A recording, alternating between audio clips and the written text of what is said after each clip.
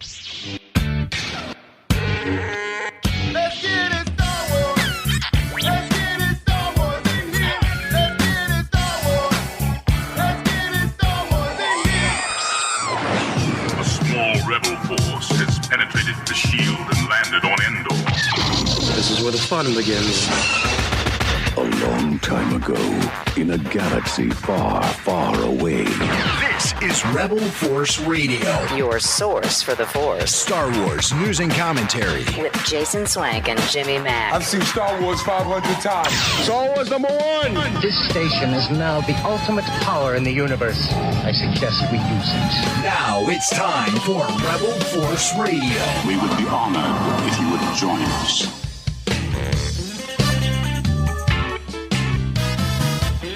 All right, welcome back. Welcome back to Rebel Force Radio. We are your source for the Force. And according to the feedback we got from last week's show, we are a refuge from a galaxy gone mad. Yeah, the media is spinning out of control, and people are just blindly taking sides. Leave it to Rebel Force Radio to come in and infuse a little critical thought into the conversation. That's what we do. So thank you very much for all of the great feedback we got from last week's show and our analysis of the Charmin Obaid-Chinoy comments and the Rey film. We're not done with Rey. No, we're definitely not done with Rey. If you are still following the news, the Rey movie, it's on, it's off, it's on, it's off. Snip, snap, snip, snap, snip, snap. And so we'll be diving into all of that. Yeah, it's just as painful. It's just as painful for us. So we'll see if it indeed the film has been delayed, as some of the headlines say, and then just as quick as those headlines come out, other headlines come out and say, no, it is not. Also, as we anticipate AHSOKA Season 2, we've got some recent comments and interview highlights with Rosario Dawson and Eman Esfandi. Plus, we'll be hearing later from Diego Luna, Daisy Ridley, and Natalie Portman coming up. And if there is time, we'll, of course, get to Star Wars and pop culture and some of your listener feedback. Like I said earlier, the feedback from last week was great. And it's always good to hear from you, whether you like what you hear, whether you don't like what you hear. We want to hear it all from you. And one guy in particular that loves to hear it all from you, especially when it's about Star Wars talk, that's my good friend and yours from Chicago, Jimmy Mack. Hey, Jason. Hey, Star Wars fans. We're back for another week of the wars. And happy to be here. Like Jason said, you know, I felt pretty happy with last week's show. I felt pretty proud of the research we did and just the... Yeah, we're just trying to promote thought on this without people having knee-jerk reactions to clickbait websites, headlines, and whatever else. But there's one thing that happened last week. I was so disappointed with myself. And that is when I was trying to make a point about you can't judge a director on whether or not he had received formal training via film school. And I went through a list that I had found on Google. And apparently there was a flaw in the list. I named directors like Christopher Nolan, James Cameron, Quentin Tarantino, Steven Spielberg, Stanley Kubrick. But I screwed up and I included Martin Scorsese in the list. And that's because he appeared on the list that I was looking at. But no, Scorsese went to film school. He went to NYU Film School. The first guy to let me know about it is my buddy Steve, who's a big movie fan. And he called me out on it right away and said, oh, no, Scorsese did go to film school. So I don't know why he ended up in this list. But all those other directors, Wes Anderson, Akira Kurosawa, Guy Ritchie, all those guys I named, Alfred Hitchcock, they all did not receive formal training in film school. Steve told me, he's like, I've seen Scorsese student films on Criterion releases and all this. I'm like, oh, man. I was so upset. And And then, of course, FJ and Kyle had to weigh in. Said, hey, we both went to NYU Film School, and he's treated as a god there. And I'm like really starting to feel bad. I'm like, I'm sorry, I didn't have time to vet every director on the list. But when I heard myself say Martin Scorsese, something felt a little off with all of that. I was surprised by it, and what I assumed was that he just didn't graduate. And I was like, oh, does he? I said to FJ, I pushed back on him because he's like, Martin Scorsese, he went to NYU. I went to NYU. Kyle went there. And I go, well, did he graduate? And FJ writes back, does it matter? I'm like, I guess not. But and some people called me out and said, no, Steven Spielberg went to film school. In actuality, he didn't. He took some classes in school in Long Beach, but he tried to get into USC Film School and was denied 3 times. Here's a guy considered like one of the greatest directors of all time, and he gets denied not once, not twice, but 3 times from the venerable USC Film School. I hope he got like a Pretty Woman moment, where he was able to go back to USC and be like, maybe like after E.T. or Close Encounters or something. It's like, remember me? I applied 3 times. Yeah, my movie just made like $500 million. Big mistake. Huge. Yes. Yeah. You bring up Pretty Woman. I found myself binging the show, The Movies That Made Us. And I watched several episodes of it. Yeah. Have you seen this? I have seen it. I've never seen it before this. I watched Ghostbusters. Guys, they do great work. Yes. Brian Volk Weiss, who was on the show, producer of those films. It's his company that produces all that stuff. And he also produced the Icons Unleashed Star Wars, which is coming out on Blu-ray in March. I'm very excited about that. Well, I ordered it. Contain. I ordered it, Jim, and then I didn't really read the description. I just liked the documentary so well. I knew I wanted to have it. And then you sent me the text about all the bonus stuff.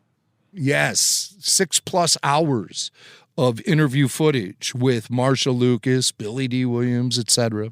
Yeah. And so I was watching this show, the Movies That Made Us, and so I watched the Pretty Woman episode. Right. I watched the Jurassic Park one is so good because you've heard us talking about the original Northern California home of ILM in San Rafael. It became known as 3210 Studios after ILM moved out. And several ILM veterans stuck around. They started up their own special effects company, and they called it 3210 Studios. But it was in the original warehouse where ILM was in San Rafael, and really not much had changed at all when Lucasfilm moved out in 2005, 2006, all the way up until last October 2023. That facility stayed very much intact with all the history there and everything. And you get great glimpses of it in the Netflix series, The Movies That Made Us, the Jurassic Park episode, because they interview ILM great Steve Spaz Williams, who's amazing. And all of his interview footage is shot at 3210. And he takes you on a little tour of the place. It's just great. You could see even more footage of 3210 Studios on our YouTube channel, where I took a tour. I called the video the Industrial Light and Magic Time Machine, because that's what it felt like walking into that place. Sadly, everyone had to move out last October, and the place is currently being gutted and repurposed as office buildings or apartments, or I don't know what they're going to do. Man, it is so disappointing. Yeah. But I'm glad that you got to go there and experience it and get that great tour. And it's documented, like you say. You've got you got video that you shot, and it's I think we put that on YouTube. That's not behind our Patreon paywall, right? That whole the whole thing's up there. So yeah.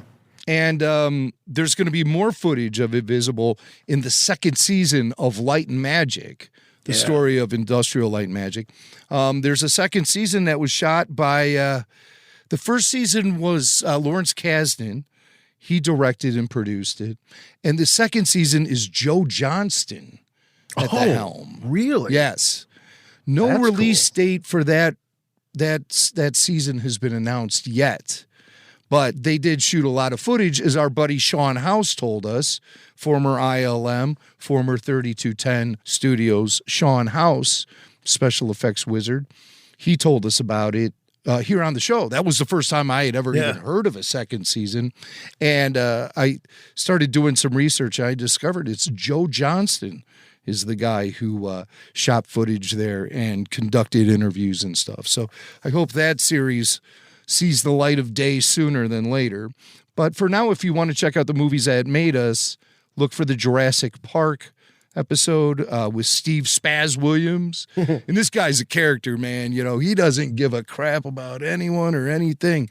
And he's the one who basically developed the CGI dinosaur that you see in the film. They were going to go with stop motion and actual animatronics and stuff, and all that went right out the window. They spent a lot of money on it too. Sam Winston's studio was building the dinosaurs.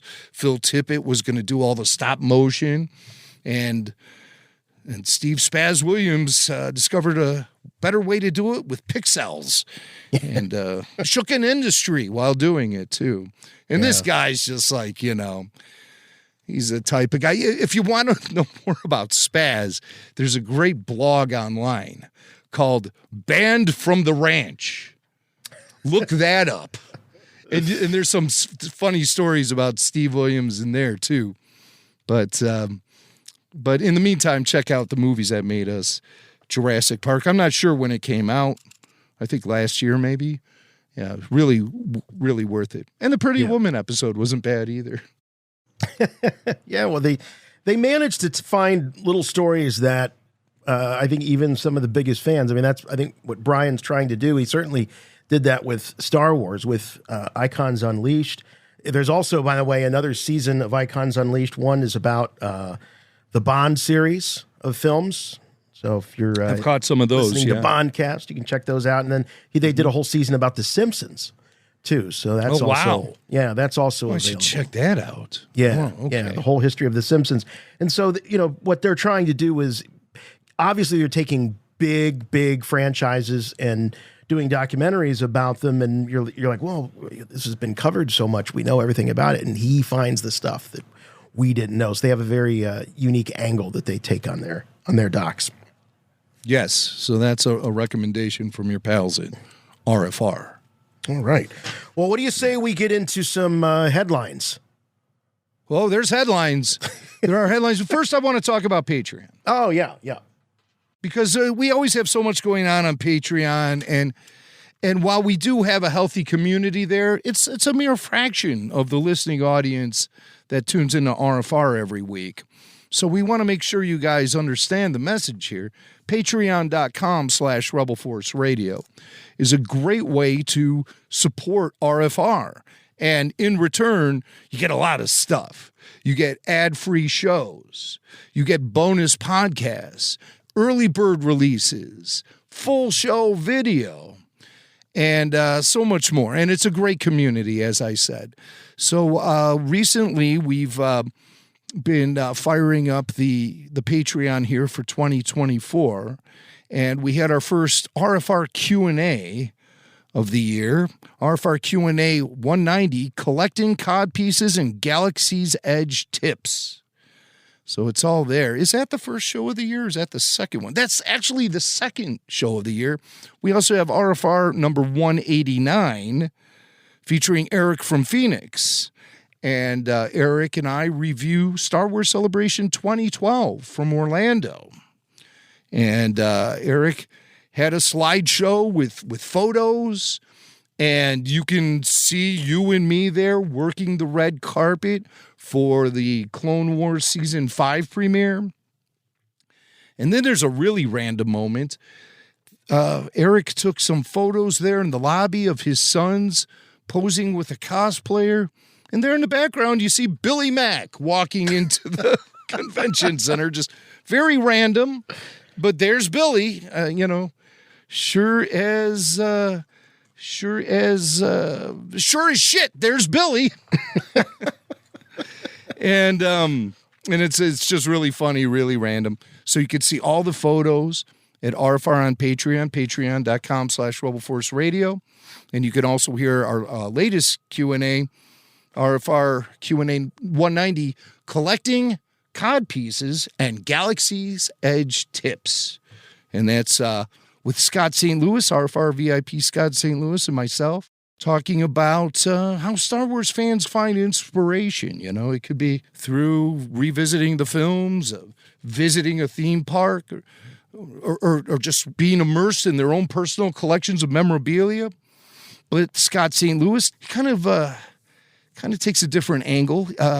He was inspired to return to Star Wars collecting after hearing an RFR conversation about Dengar's codpiece from years and years ago.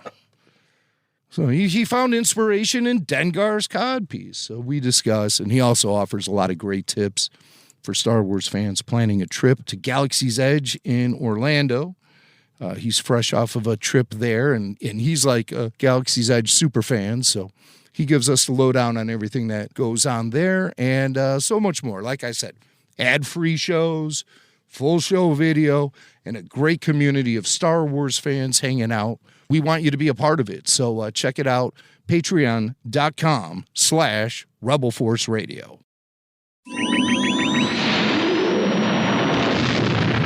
I have good news for you, my lord. That's good news. Come closer, I have good news.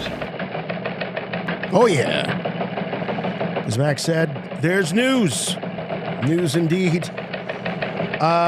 So, after our very, very, I think, reasoned and level-headed look at the instatement of Sharmeen Obaid-Chinoy, the director of the Rey film, the headlines came out almost the very next day, it seemed like. And the first one that we saw was this one right here. Upcoming Rey movie delayed indefinitely. This showed up on theworldofreal.com. Guy Jordan Rumi. And Jim, when I looked at this and I read the article, it's a very short piece. He says, I've been told that Disney delayed the film indefinitely, which is why they surprised everyone last week and decided to announce The Mandalorian and Grogu as the next Star Wars movie. They just didn't have confidence that New Jedi Order, which is sort of the other, it's not even really a working title. I don't think it's just what fans are calling it and the media is calling it. The New Jedi Order will be happening in the near future. Says the problem seemed to reside in creative differences between screenwriter Stephen Knight and Lucasfilm. I'm told that a draft had originally been written for the film, but Lucasfilm gave him so many notes that he had to start from scratch. So I'm looking at this website. I do a little bit of research on Jordan. There's not a lot to know other than that he has been quoted and he has been used as a source in other outlets. But what struck me was this does not look like a trashy link bait type website. It doesn't. I really believe that this is a serious guy. He's not a clickbaiter. And I do think that he must have believed that he really did have a scoop here. It doesn't sound sensational. It doesn't sound like, it's not followed by, and then Kathleen Kennedy found out that she was being fired in the next 6 months. And, so I mean, he goes in and he reminds us that this film has had kind of a wobbly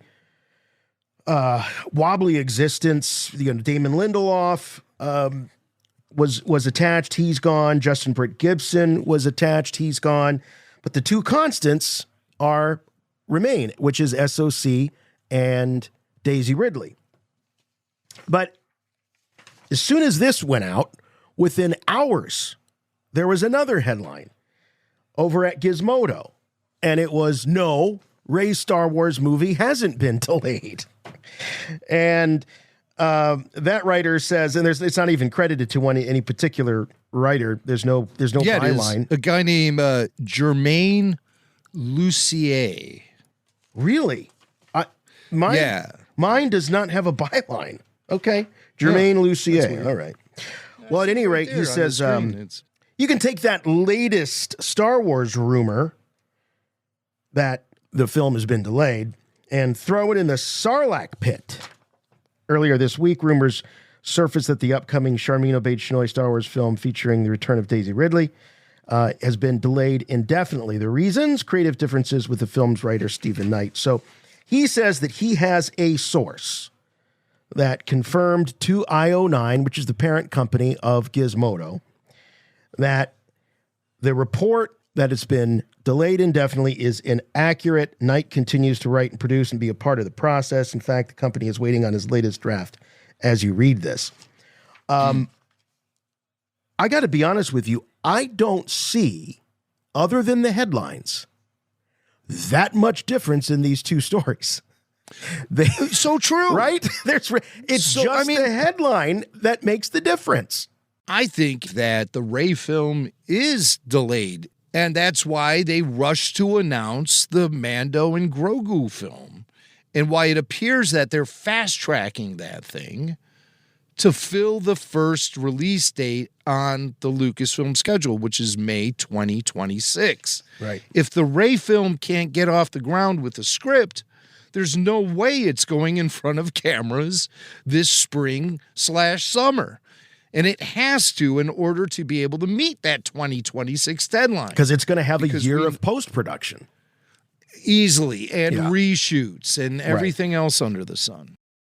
It's fair to say that it is being delayed, but Lucasfilm can easily say, no, it's not, because they never gave us a solid release date for the Rey film. Right. They announced 3 films last April, the Rey film, the James Mangold film, and the Dave Filoni film, without any release dates attached.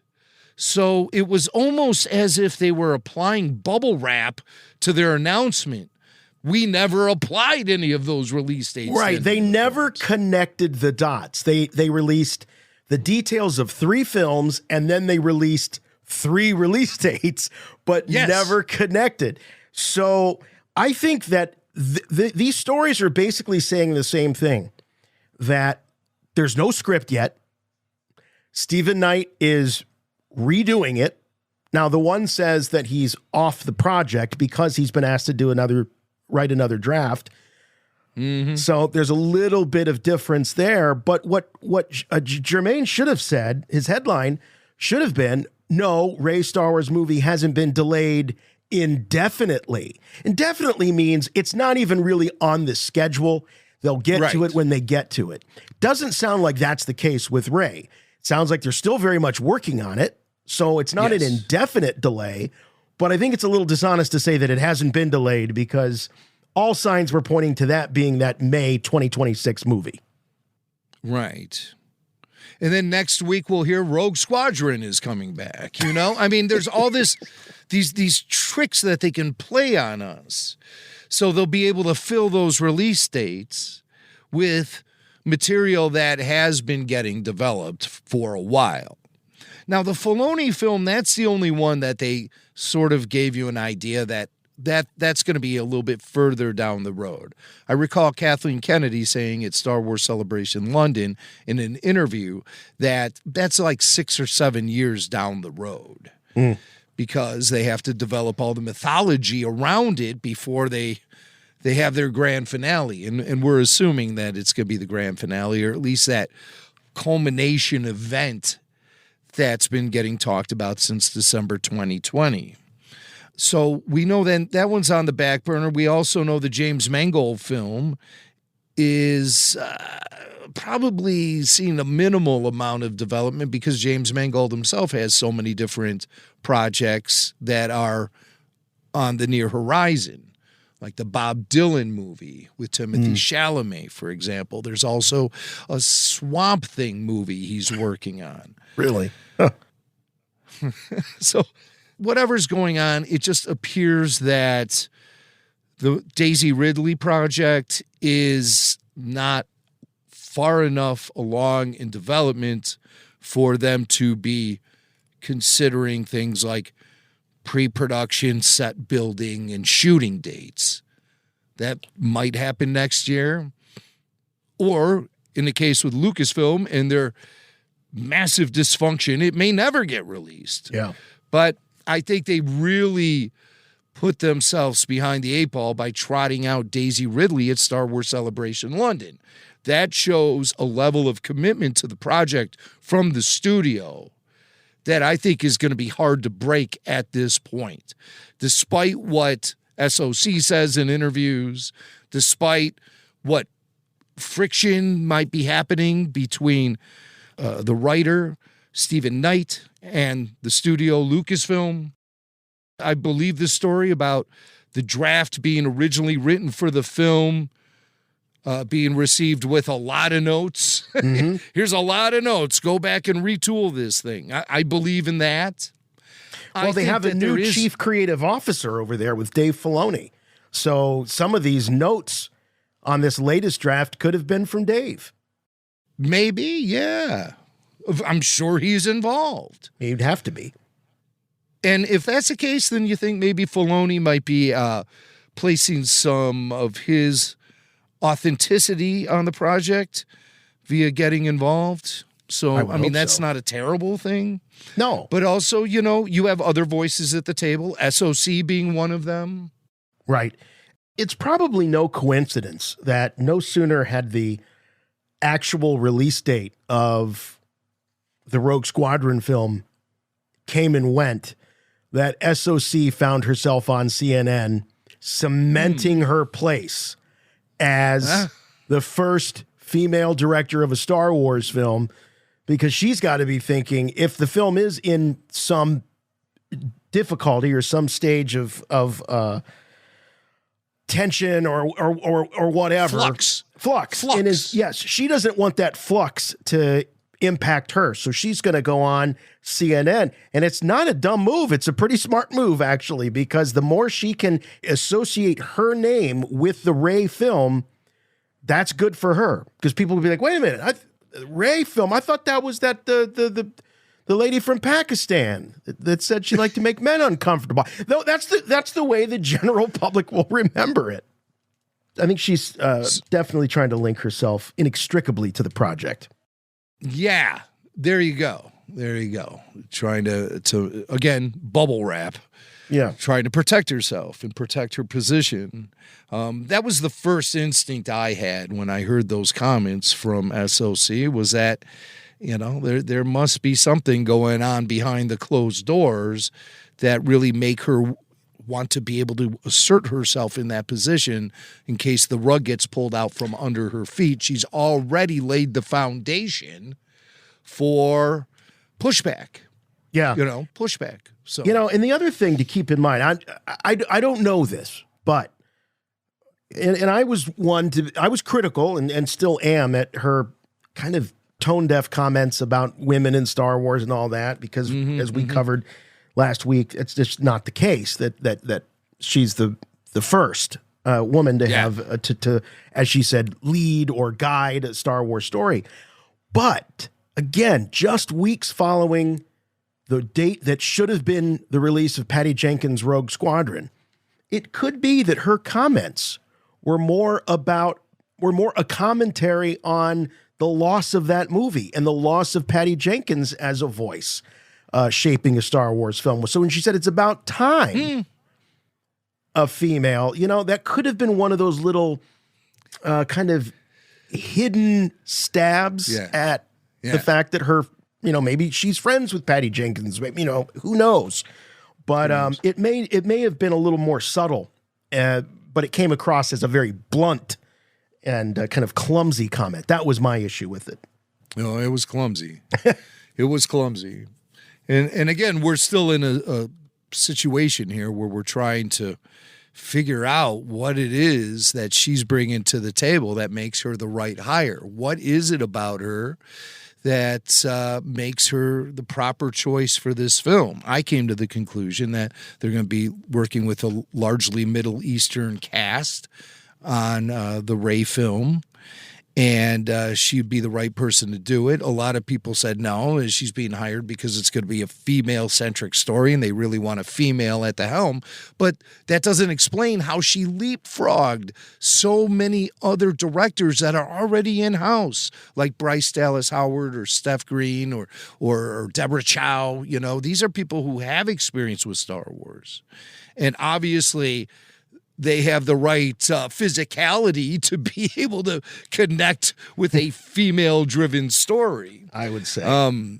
Yeah, so what gave SOC the ability to leapfrog all these other directors that have already put in the time, that have already been...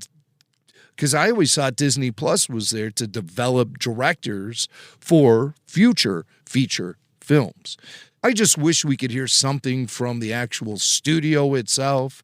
You know, that's one thing that I've come to appreciate about James Gunn in his role is the guy who's running DC, is that occasionally he'll jump into social media and he'll shoot things down. Stupid rumors. He'll put himself out there. Yeah. And he'll shoot them down. Nobody from Lucasfilm ever does that. They always have to keep things on the down low. Everything's a total secret. But I think there's a method to that madness. The reason everything is a total secret is because Lucasfilm themselves don't even know. Right. They don't know what's going to work.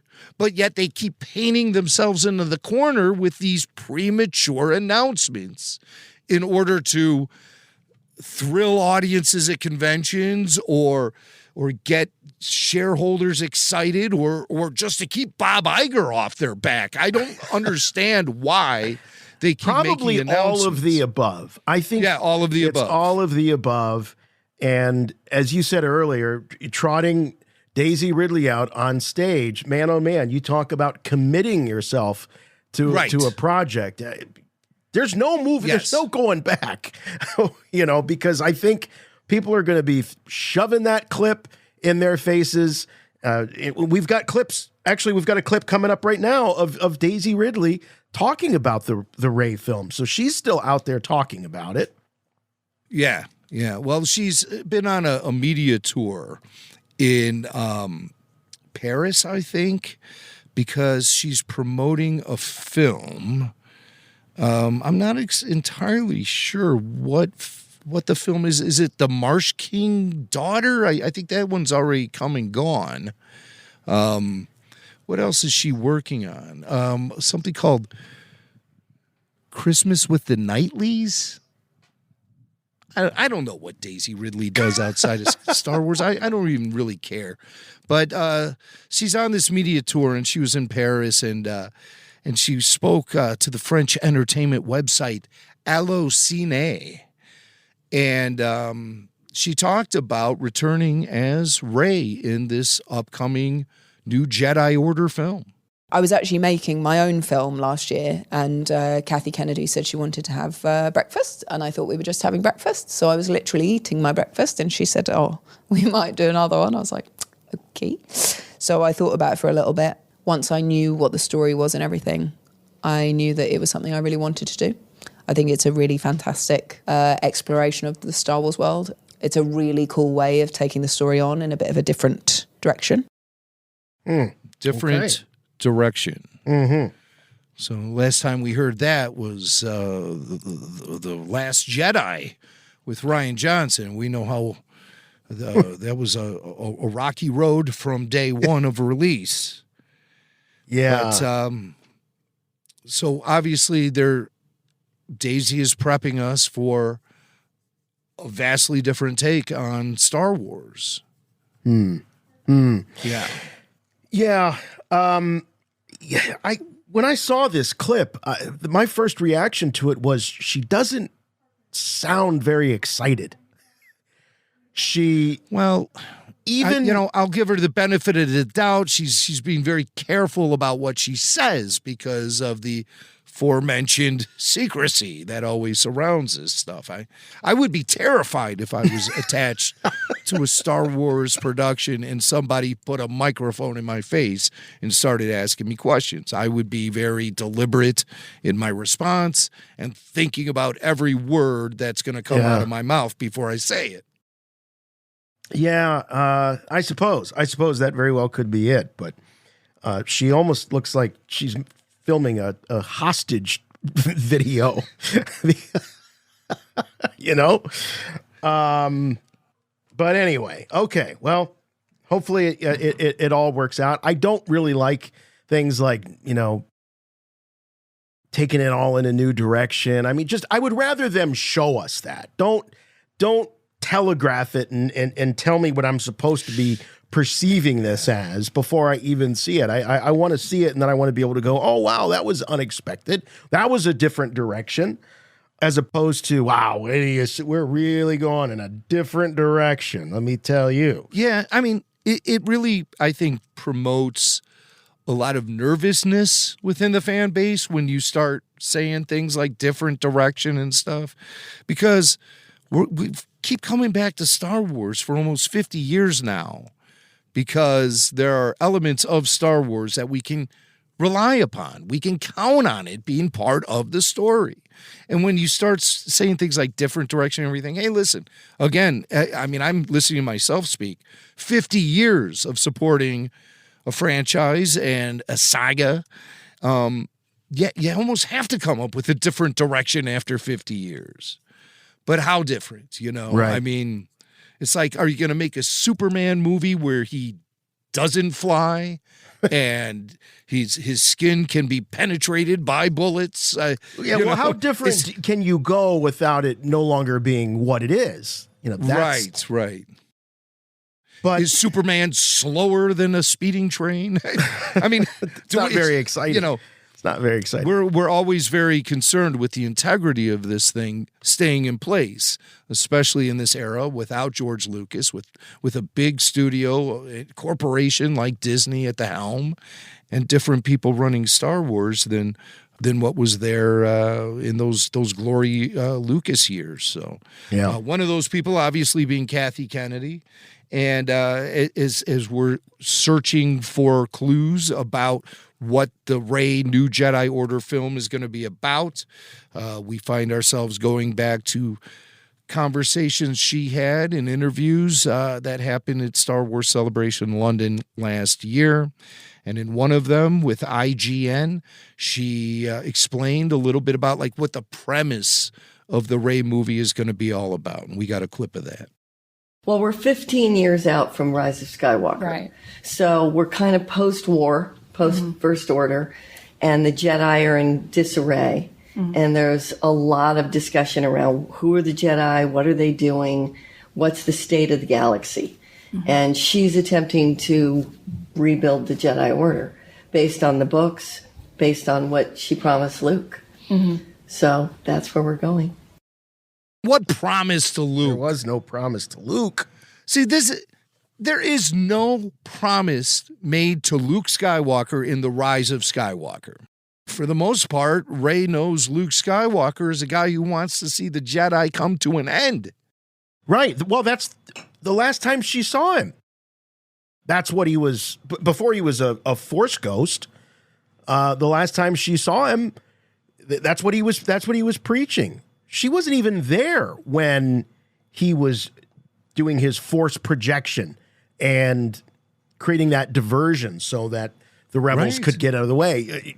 She wasn't there. She didn't see him apparate in front of 3PO and Leia. And then in Rise of Skywalker, there's no conversation about reviving the Jedi Order. Mm-mm. And when Kathleen Kennedy is talking about the books, what books is she talking about? Is she talking about the expanded universe, or is she talking about those Jedi journals and those books that Rey ended up getting off of Ahch-To? I think she's talking about those in-universe books that were, on Ahch-To in the tree trunk library. Yeah. And, but in the conversation between Luke and Rey when she returns to Ahch-To, and like Luke in The Last Jedi, she wants to step away from it. Right. All. Yeah. She's running away. She doesn't want to be involved. She has, no desire to rekindle the Jedi Order. And then she has a talk with Luke, and Luke sets her straight, explains to her why Leia stepped away from the Jedi Order, stepped away from her Jedi training. He tells Rey about Leia's last night of training. After he gives her the saber. He does say to her, if you don't face Palpatine, it'll mean the end of the Jedi, and the war will be lost. And then he gives her the saber and says, this is something my sister wanted you to have. Then he tells her the story about the last night of training. Leia senses her son's death, and she gave the saber to Luke and said it would be picked up again by someone who would finish her journey. What journey? The journey as a politician, the journey as a Jedi, the training. I think that's how I interpret it. Yeah. That Rey would complete Leia's training. She surrendered her saber to me and said that one day it would be picked up again by someone who would finish her journey. But there's still no, I mean, he gives her the saber and says it'll be picked up again by someone who will finish her journey, meaning Leia's journey. Right, right. But Leia didn't have anything to do with reestablishing the Jedi Knights. That was all Luke. That was all Luke. And Luke wanted to include Leia in that. But she walked away. And But had she Ben walked away. when she was pregnant with Ben. So never once is there a conversation of you must continue the Jedi. I'm so confused on this promise that exists within Kathy Kennedy's head. She obviously saw a different movie than we saw.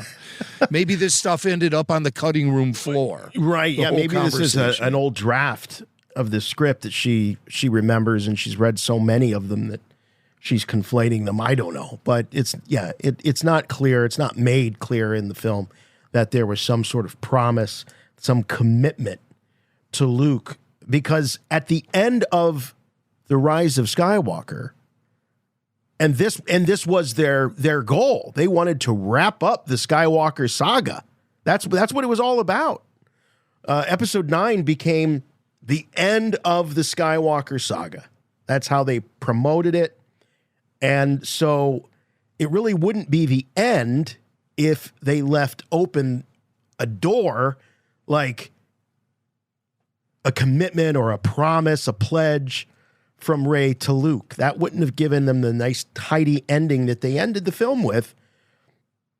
And honestly, the way it ended, it didn't leave me sitting there going, oh, my God, I got to know what happens next. It felt from an on-screen and a behind-the-scenes, both perspectives, it was like, oh, we're done with this. All right, we got it done. We promised 3 movies. We gave them their 3 movies. We're out of here. And we're on to The Mandalorian and Disney+. It was very specific. Take Leia's saber, face Palpatine, and win the war. Win the war. Win the war. But never once is there a conversation about restarting the Jedi Order. Luke says something like, 1,000 generations live in you now. He says, like, you have everything you need. I think all of those comments were made very specifically about facing down Palpatine and succeeding in the battle against him. Right, right. Yeah, never once is there's it's all very much in the present tense. Yes, and it was all about finishing something. It was never about starting something new. The whole film and Luke sending her, it was just like Luke being sent off to face Vader. They didn't tell, I mean, Yoda did say, pass on what you have learned. Yes. He did say that, but it wasn't like, I pledge Master Yoda to rebuild the Jedi Order and make up for the wrongs of the past and all that. So Rey's journey sort of echoed Luke's in that sense, except in this case, it was to face Palpatine and not to face Vader. Kathy Kennedy says, finishing, completing the promise she made to Luke, following through on the promise. Yeah.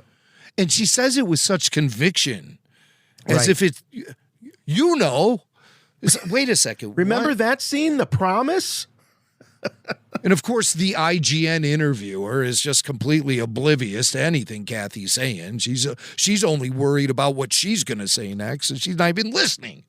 Yeah, I've been like, oh, wait a minute. I'm sorry, I didn't. What promise? I didn't see that in the movie. Promise. No, I think you and me would have both been like, promise? Yeah. Yeah, the promise she made to Luke. Wait, no, we don't know because it never happened. Yes. I'll roll with it. Maybe there's a scene in the beginning of this movie where the spirit of Luke confronts Rey and says, hey, there you go. So she's talking about a scene that they've already concocted and maybe used as a jumping off point for this story. Could be. She says the Jedi are in disarray, and there's a lot of conversation about who the Jedi are, what their role is in the universe, etc. But, at the end of The Rise of Skywalker, there were no other Jedi. All the Jedi were gone. Luke was the last Jedi. So Rey, obviously, in the 15 years between The Rise of Skywalker and this new Jedi Order film, Rey obviously starts up a Jedi Academy again, because it seems like by the beginning of this film, the Jedi have reestablished themselves in the galaxy. But people just don't know what to do with them. Yeah. I mean, their reputation was sullied by Palpatine. I mean, And now the leader is a Palpatine. So you thought Leia had a hard time being the daughter of Darth Vader. Imagine being the granddaughter of the Emperor and trying to establish credibility. Although she did take the name Skywalker. So before a single frame of film has been shot on this movie, there's mass confusion already. Thanks to the one who runs Lucasfilm. Kathy Kennedy is sowing confusion amongst Star Wars fans by inventing canon in interviews. Remember, there was G-level canon and there was C-level canon. Now we have K-level canon.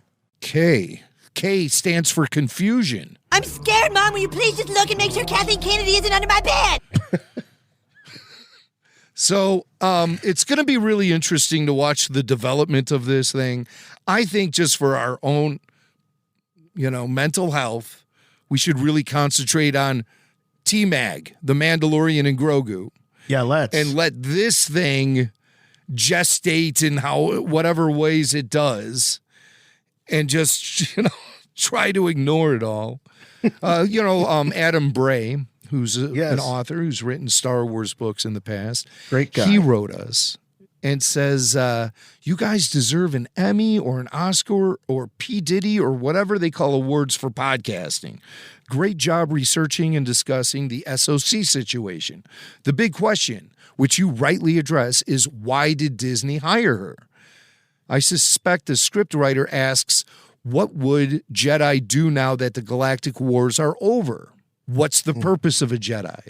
What should Jedi have been doing before they were sidetracked by becoming generals and warlords?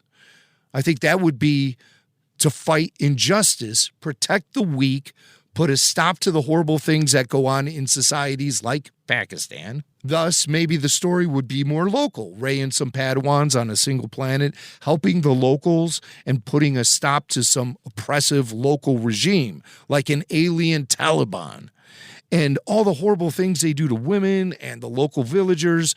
Not so much that the actors will all be Pakistanis and people from that part of the world, though I think a consequence of hiring SOC is that she will cast a lot of people from that part of the world, but more so that her experience telling stories about how brutally women are treated in Pakistan and how people struggle to stand up to that there could be central to the story.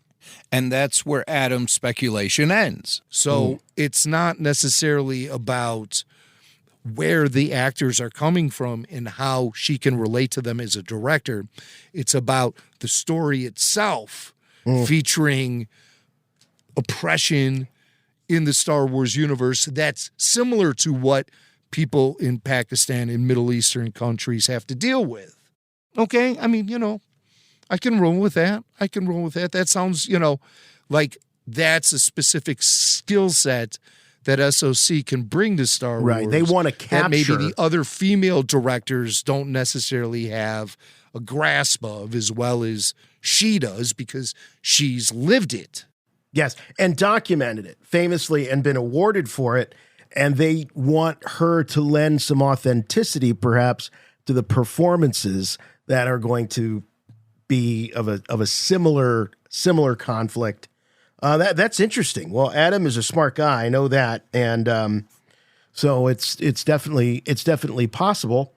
And maybe it's a combination of those two things. It could be that there's going to be a cast that's going to be largely pulled out of Middle Eastern countries, or maybe they're shooting there, or and they want the authenticity of that particular type of struggle.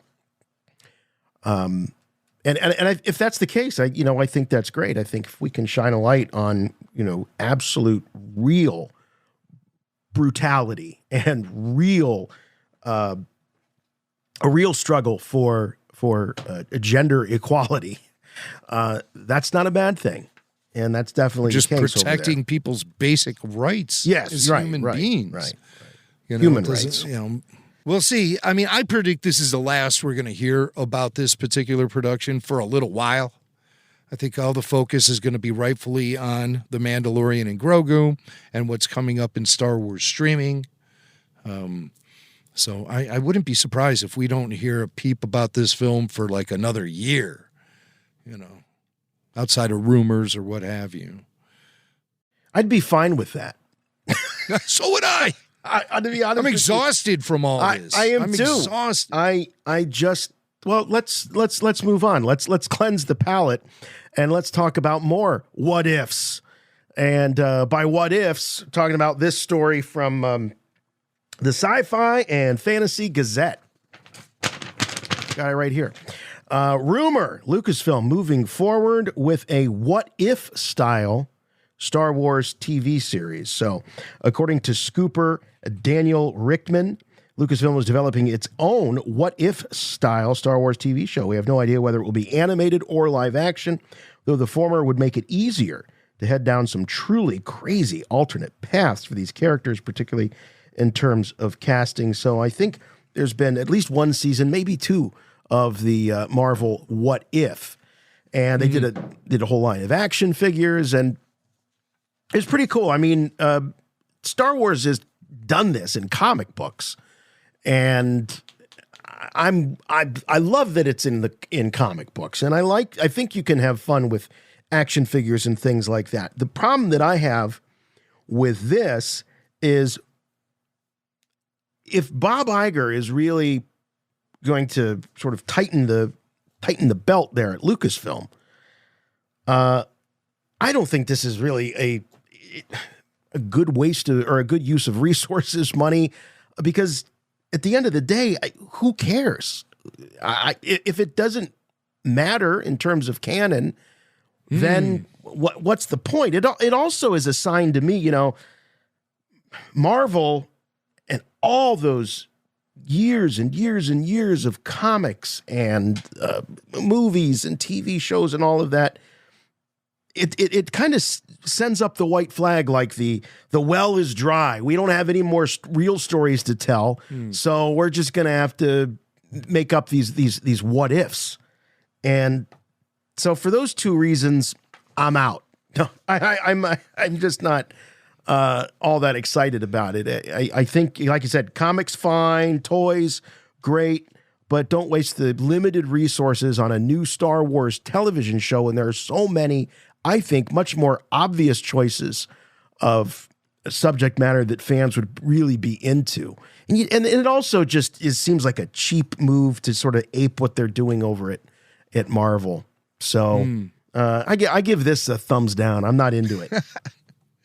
Well, I'll tell you, I don't think it would be live action. I think it would be animated, much like the Marvel series is animated. Right. And that way you can expand your truly outside of the box ideas. And that's what primarily fuels what if stories, is that it's just very outside of the box. It's an alternate reality. Star Wars has done this over the years with comic books that would fall under the Elseworlds category. There was a comic book line called Star Wars Tales, which told all sort of stories outside of the actual canon. It was somewhat successful. I mean, Star Wars Visions is a show that also sort of falls under this category, Yes, but it that's doesn't right. take any of the characters we know. It creates new characters, new scenarios, new situations 100% across the board.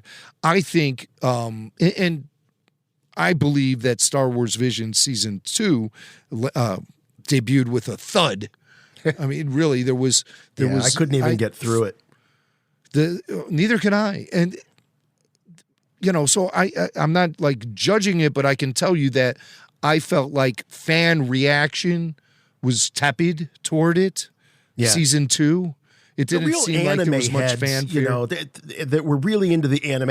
I think it was more about serving that fan base than the Star Wars fan base, to be honest. Yes, you did say that the entire production felt like it was more about anime than it was actually about Star Wars. Yeah. But with a what-if storyline, you can take well-established characters, well-established stories, and turn them inside out and create something different like those old Star Wars Tales comic books did.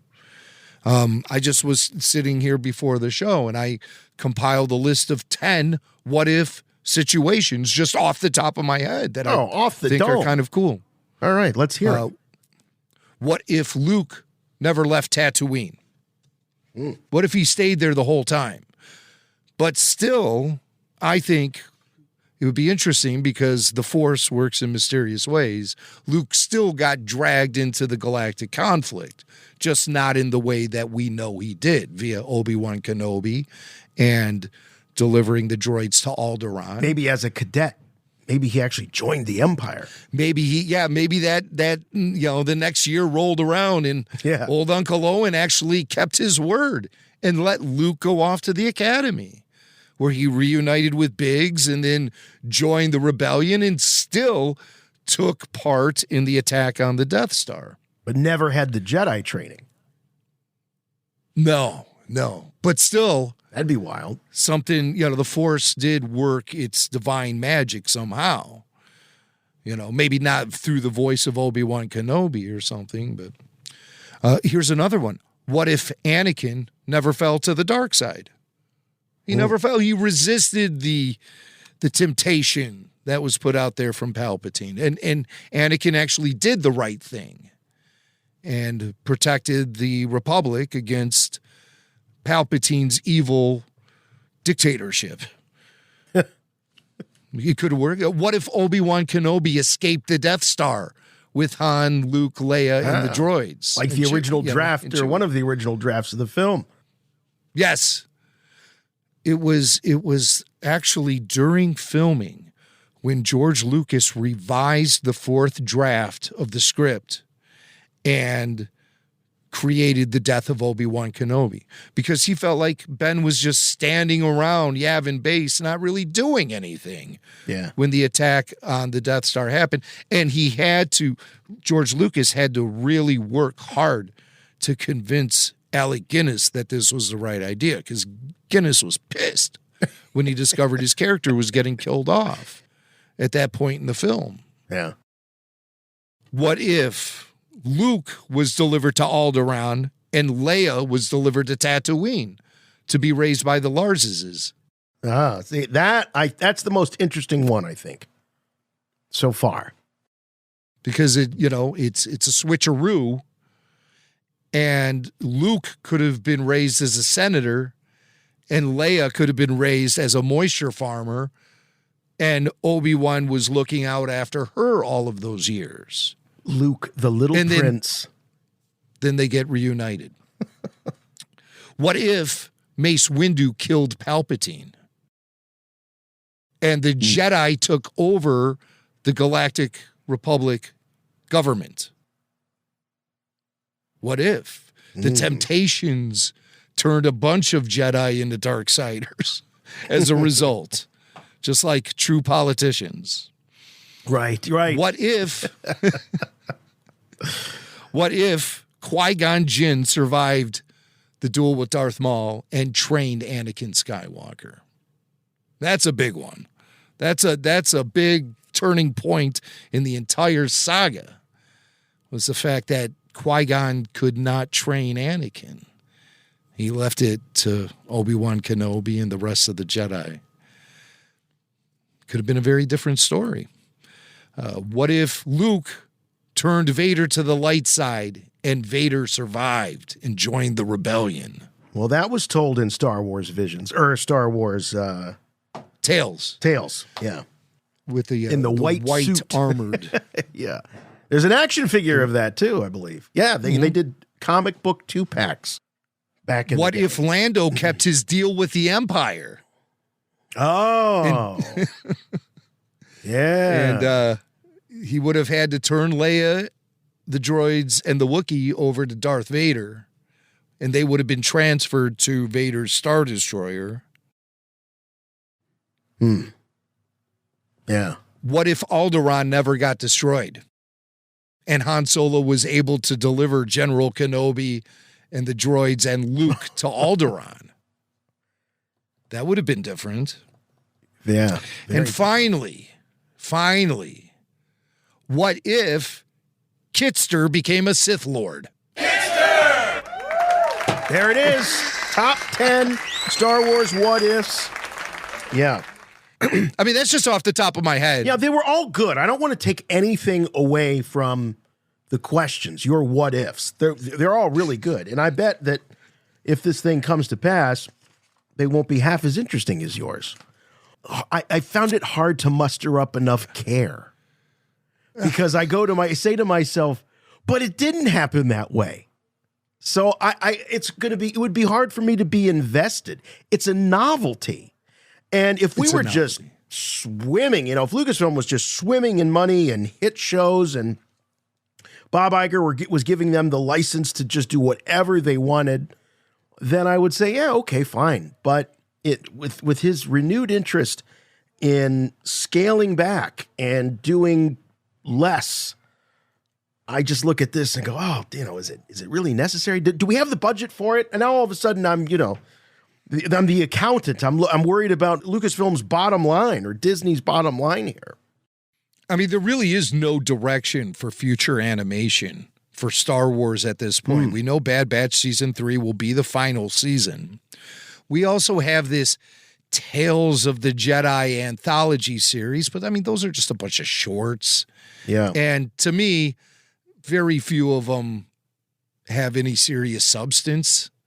Well, they're too short. They're just... Yeah, right. I don't like the format. Just commit to a series and do half of a season about one character, half of a season about it. You can still do the sort of the duology where you have two different characters, but to me, it just, there's not enough there. What they show has some cool moments, but I'm not wild about the little 7-minute format or whatever it was. Right.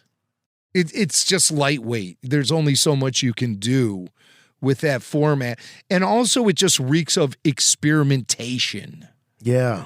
Star Wars Visions reeks of experimentation. We want commitment, I think the biggest thing that damages What If is basically being displayed by you, Jason, is as Star Wars fans, we care about how all of these stories connect and interact with each other, how each new addition to the saga helps the saga evolve. And What If will never, ever be able to apply itself that way because it's all non-canon. And we know this going into it. So I think that takes away a little bit of our commitment as fans. For sure. And we treat this stuff for sure like Visions or What If. It's all like rather disposable at the end of the day. Now, Star Wars, the Tales of the Jedi series, at least that can be applied into the bigger picture as far as legitimate canon goes. But yeah, I appreciated what it did with Dooku and giving us a glimpse of him with a young Qui-Gon. I also liked AHSOKA's origin story with the village and with her mother, and I enjoyed it.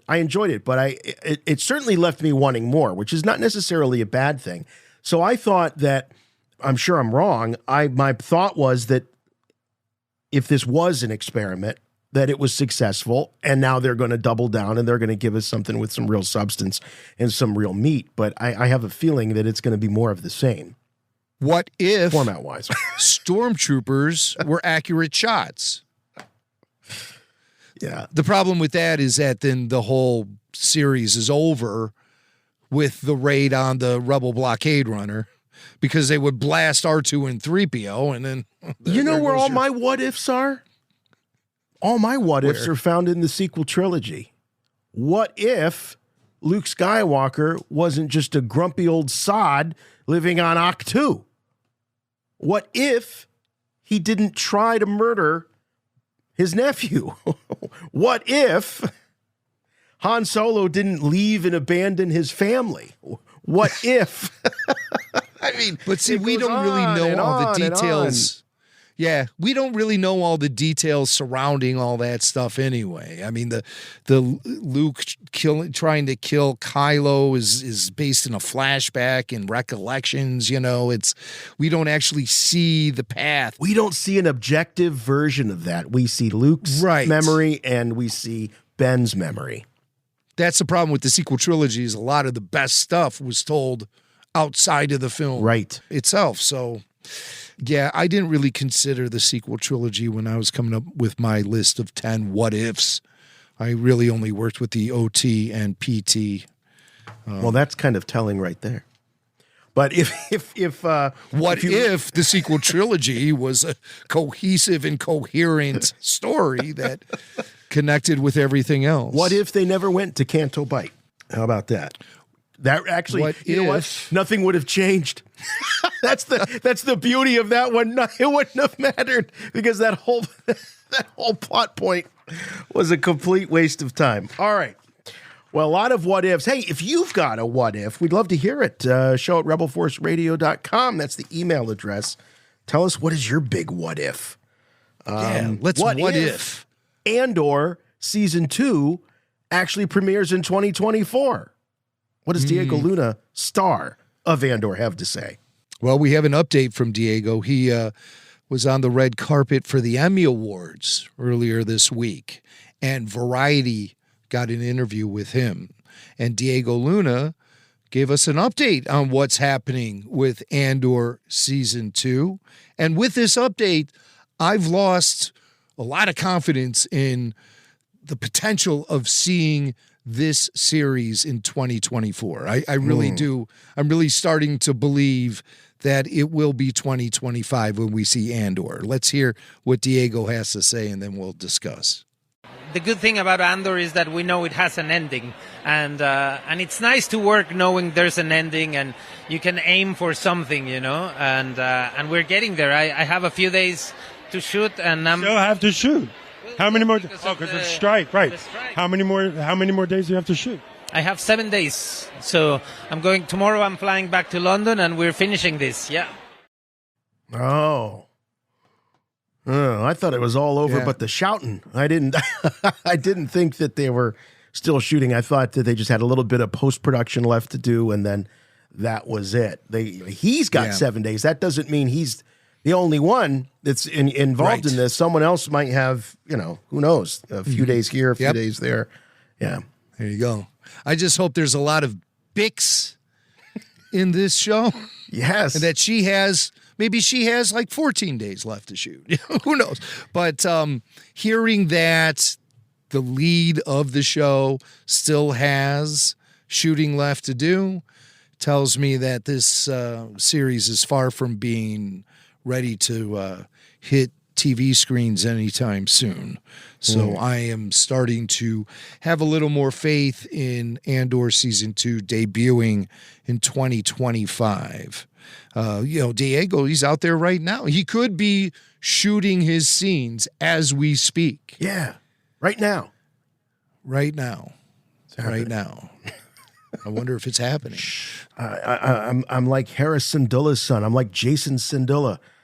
If I'm real quiet, I can hear. You can hear Diego Luna shooting his scenes. I've been in this fight since I was 6 years old. Hear it, Jimmy? No. Do you hear it? I don't. I'm not strong in the Force. Okay. Not this week, at least. No, you have to give an ambiguous expression, like so that all RFR All Access members watching this don't know if you can or you can't hear it. Yeah. I That's can't be clever. like, what? Yeah, that's clever. You can't be definitive. I don't hear nothing. All right. Well, speaking of Ahsoka, yes, Jinx. Yeah, take it away. Rosario Dawson is now able to talk about season 1 of Ahsoka, and she talked to Entertainment Weekly about it. And she reveals a little bit of her perspective on the character. You know, we were a little puzzled by the dour approach taken to depicting Ahsoka in this particular era of Star Wars. And, we've come to understand that Ahsoka's stung by the war. She has some PTSD attached to that. The fall of the Jedi Order in general has had a massively profound effect on her. And her connection to being a Jedi also has taken a bit of damage. And that really sums up why the character was basically not feeling like herself to us fans, is she was being portrayed in those early episodes of Ahsoka. Left us scratching our head a little bit. But there's a clear evolution that the character goes through in season 1 of Ahsoka, most notably her brush with death, and then her experience in the world between worlds, and her reunion with Anakin Skywalker, be it via the Force or up in her head, or maybe it really happened, who knows. But all of that stuff plays a part in the evolution of the character becoming what we call Ahsoka the White. Right. And Rosario explains that evolution all began even before the Ahsoka series happened. It all began with Ahsoka's debut, live-action debut in The Mandalorian Season 2. And she explains what it was that sort of began her path to rediscovering herself and bringing the elements that we've always loved about Ahsoka back to the character, which is what I think we see in season 1 of Ahsoka. She evolves and becomes more herself. Definitely. So what started her down that path to begin with? It all happened in The Mandalorian Season 2, and Rosario Dawson explains. That moment of meeting Grogu, I think, was very significant for her in that question about, taking on someone as a Padawan.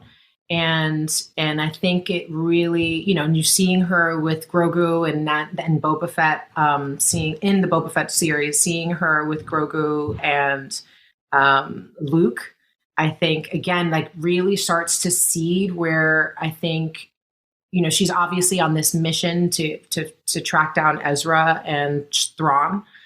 But I think that a lot of that past came up in a way that started to challenge her in ways that I think she didn't want to deal with. And that's what we really got to explore in Ahsoka, which I really like, and why she was reticent to take on Grogu and what that sort of challenge, what that dynamic is between her and Sabine. And the very fraught history she has with Anakin and what that's meant to her. And I don't, we got to see a little bit of how much, it made her pass out in Rebels. If you've seen the animation, you see like just even the hint of it, how much it just really affected her.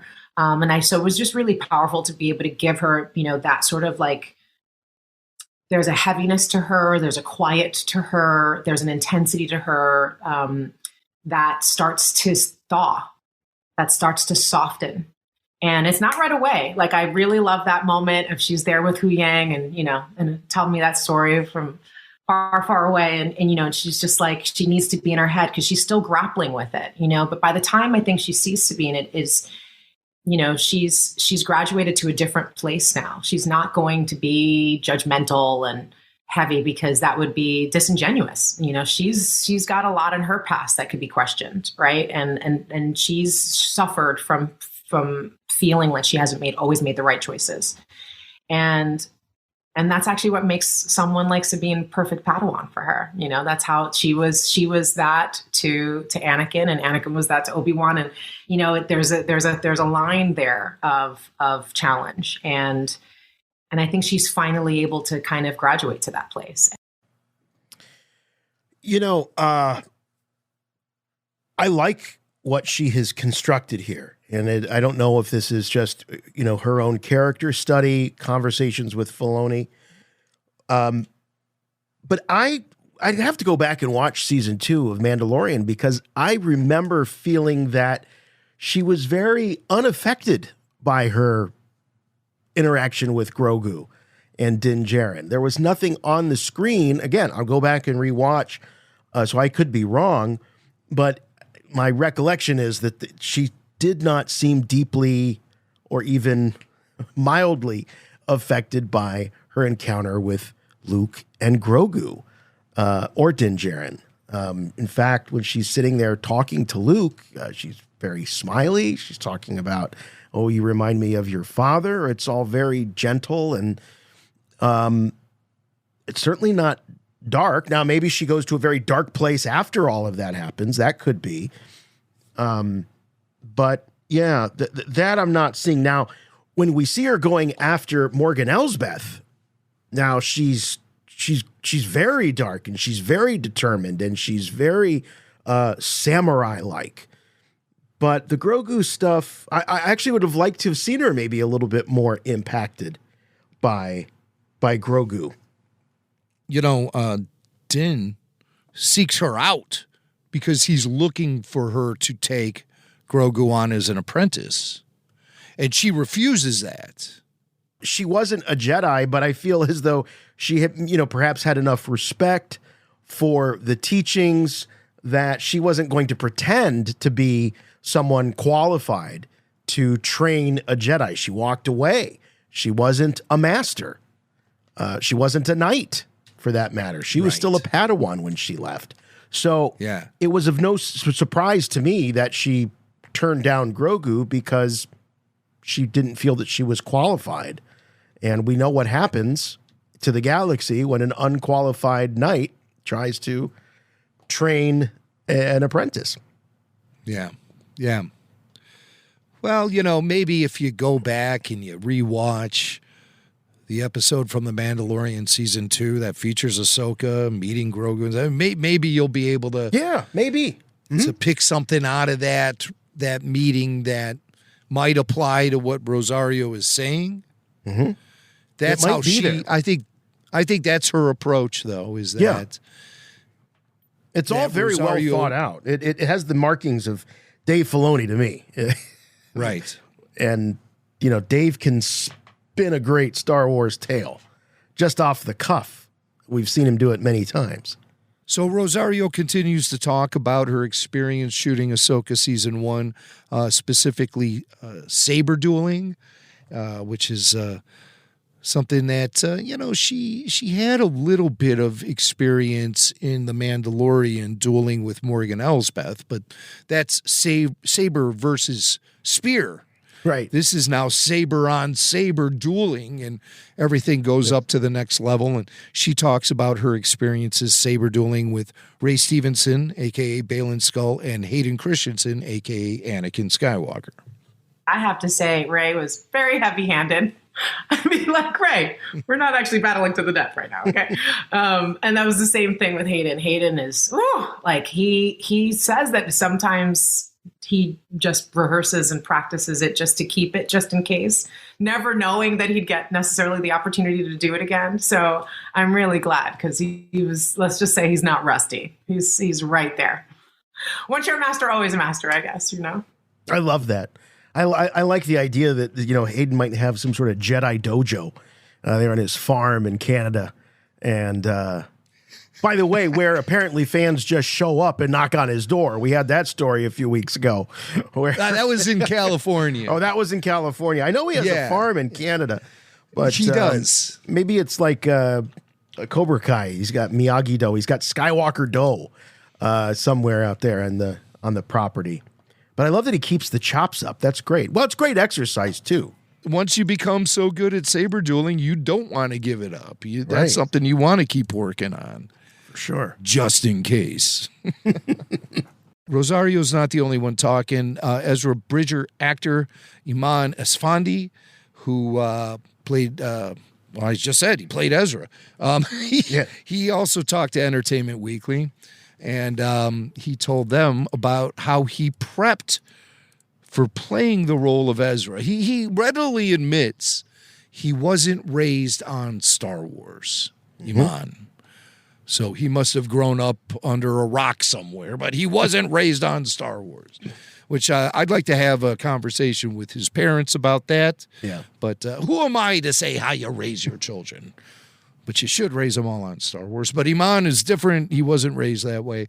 So he explained how he got his head in the role of Ezra and how he prepped for that role.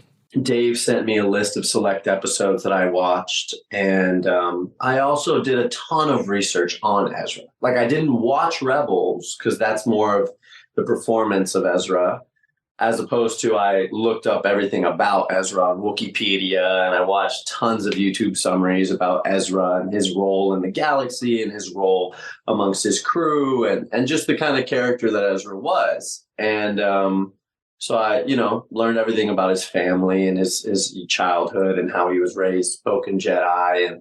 And so I read about him and I researched him like you would research a regular person who has passed away, like if it was a biopic or something. You can't really always watch interviews of people you're doing a biopic for.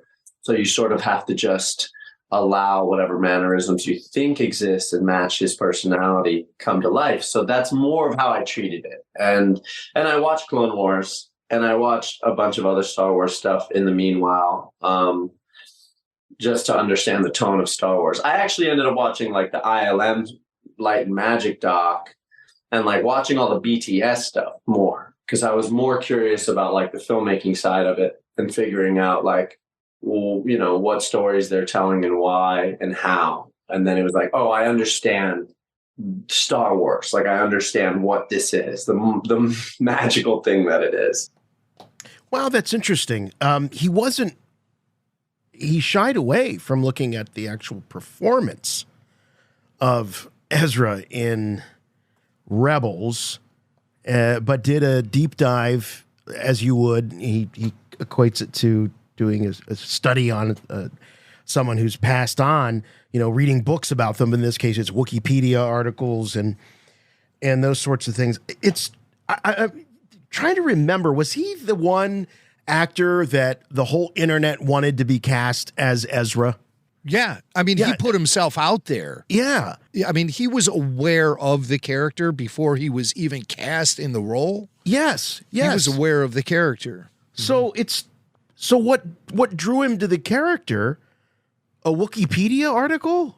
Like, I know that was his study, but the guy had to have known that he resembled the character, what age the character might have been at the time this project was being rumored and talked about and all of that. So I don't know. It's just curious. I'm shocked that he lobbied for a role and he was not really a Star Wars guy. I think that it was a case of fan casting. Yes. And he got wind of it. And I'll roll with it. I never heard of Eman Esfandi until he got the role of Ezra. I mean, he mostly worked in independent films, small film projects. And he's a musician too, know. I believe, right? He's a musician, but somebody he has an obvious look. Oh, that and the voice makes too. you think. I think the And voice. the voice.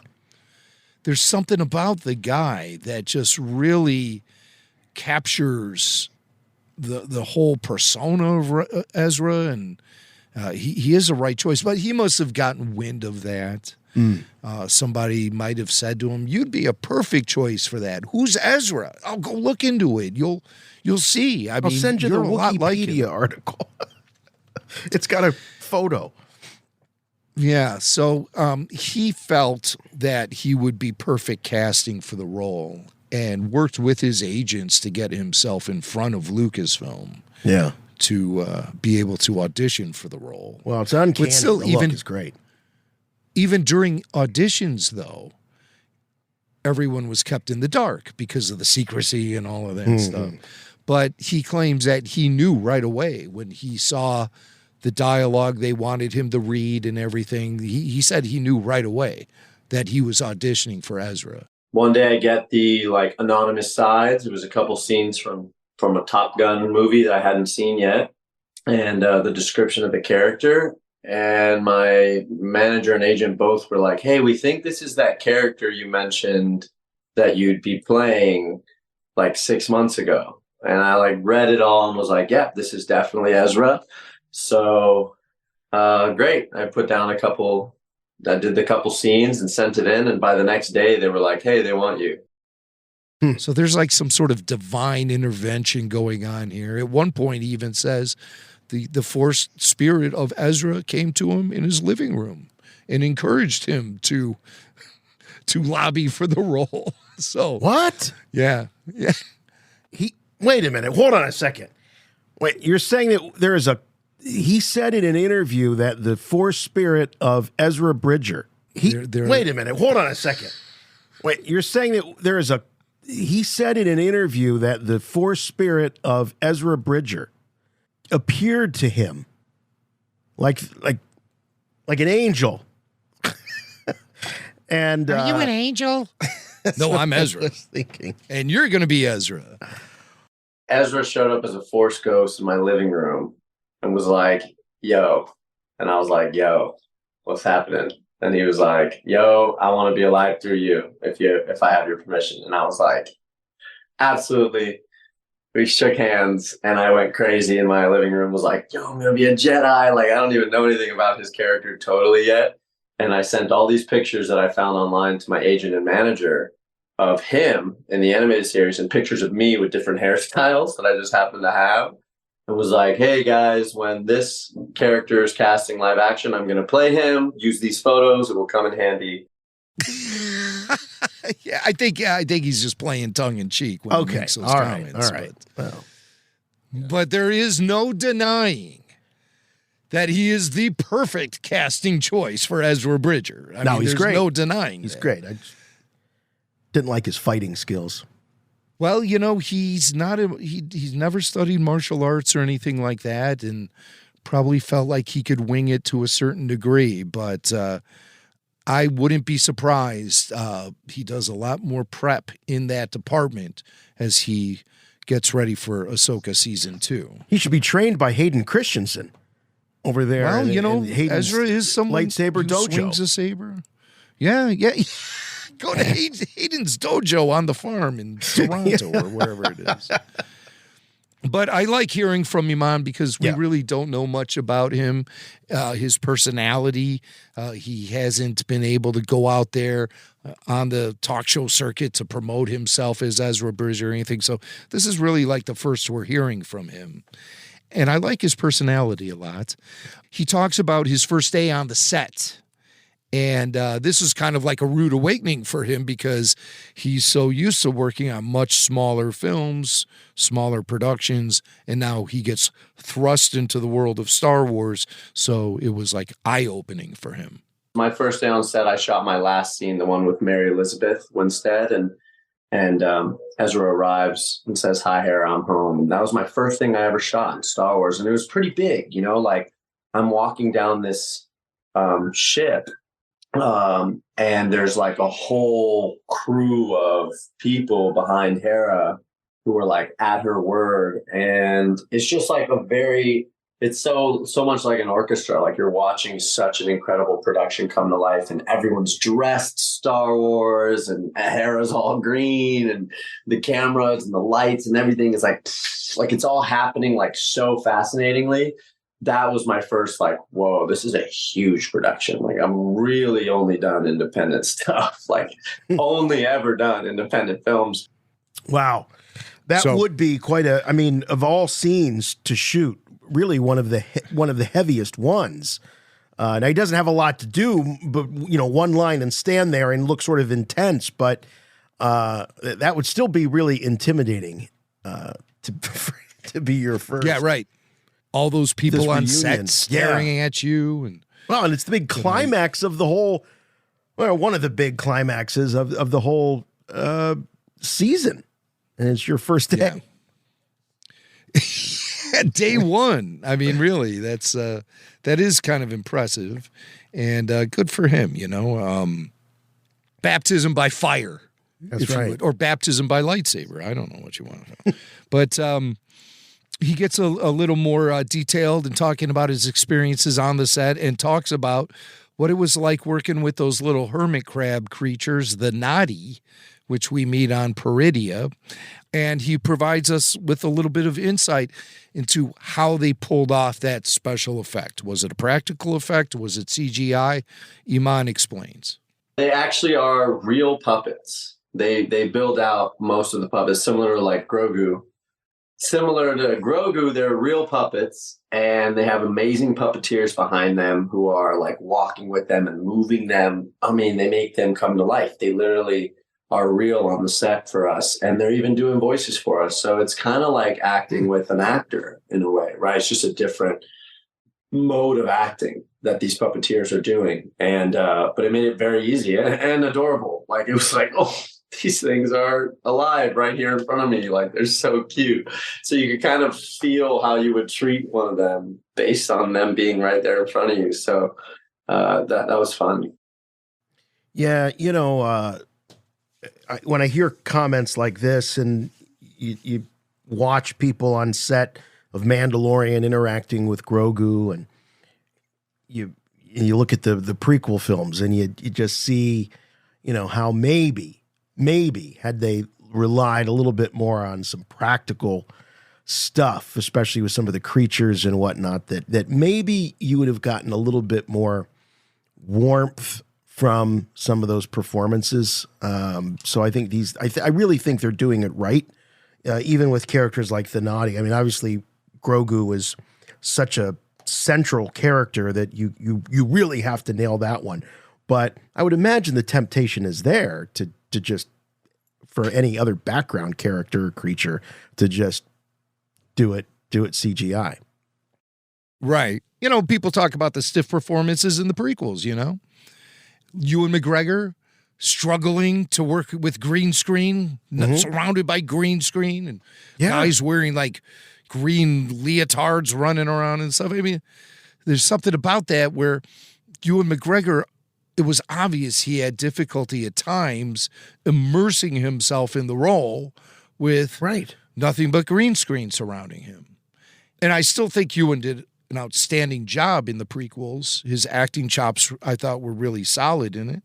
Although I have heard people criticize him for being maybe stiff or whatever in those films as well. Everybody I can't remember who it I think was. everybody comes across as stiff, like they got something up their rear ends. Except with there are maybe two the exceptions. Who Who are your exceptions? No, I want to hear yours. first. No, I want to hear yours. You go. Well, I think that Ian McDiarmid let himself really soak in the role. Mhm. And I think I agree with that. Christopher Lee also brought a lot of gravitas to his role as Count Dooku, despite being surrounded by green screen and everything. Yeah. What about you? Well, I was gonna say Jake Lloyd. I thought Jake Lloyd had a lot of joy in his performance, and I don't think he was stiff. He might have been a little, maybe inexperienced, but stiff he wasn't. Boy, with a guy like Christopher Lee, though, who'd made over 100 movies. I mean, it just staggering number of films.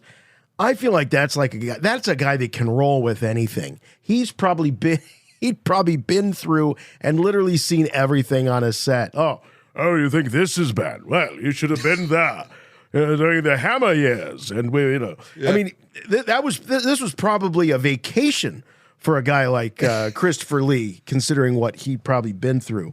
But I do think that we are getting a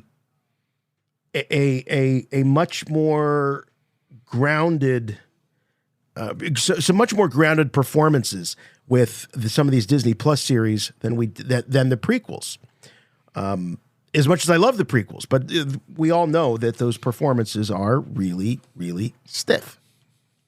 I'm surprised to hear you say that Jake, he had that kind of effect on you as a viewer, because he's famously known as having the nickname of Mannequin Skywalker. Yeah, I didn't see him that way.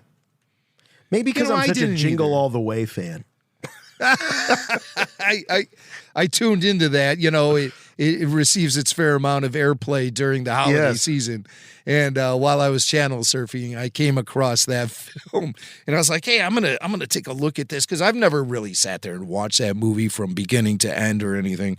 I was just looking for the young Jake Lloyd appearance in that film. He shows up. I saw there was a parade or something going on, and he's there. That's a big dramatic ending to the movie. He gets his Turbo Man action figure, and then that I saw that, and then he gives it to Sinbad. To Sinbad, who really deserved an Oscar nomination for that film. Sinbad, I don't think I'll ever be satisfied until that guy gets his star on the Hollywood Walk of Fame and those Oscar statues crowding up his display cabinets in his house. Does Sinbad have a star on the Hollywood Walk of Fame? I'm going to say yes. Because I'm looking it up. I'm just curious to know myself. And also, I want to thwart all the emails that might come in from L.A. locals. You know who just got a star in the Walk of Fame? I saw Willem Dafoe. Yes. Just got a star. Good for Willem Dafoe. Walk of Fame. Sinbad. Sinbad. No, you know what? The internet is pointing at me and laughing in my face for merely even suggesting. Oh, really? That Sinbad should have a star on the Hollywood Walk of Fame. As a matter of fact, I just received there's a pop-up window saying that my internet privileges have been revoked for merely doing a search of Sinbad getting the star. I mean, come on. That's terrible. Nobody saw the movie. Kazam? What's going on here? All right, I got one more clip from Eman. Well, wait a minute. Did you find the answer? He does not. Okay, all right. Well, he left us in suspense. Hollywood's Walk of Fame. But I think Eman Esfandi is on the way to getting his star on Hollywood's Walk of Fame if his career continues. He talks about meeting Star Wars royalty on the set. Hayden Christensen. Yeah. And I love the fact that Hayden now has that sort of reputation that when he's on the Star Wars set, everyone is very interested in meeting him and being a part of his vibe. Anakin because I think Skywalker. Hayden Christensen, yeah, I know, but I think for many years he sort of carried that as a sort of weight on a monkey on his back a little bit because of some harsh critical reaction to the prequels. Yeah. He took a lot of that right on the chin.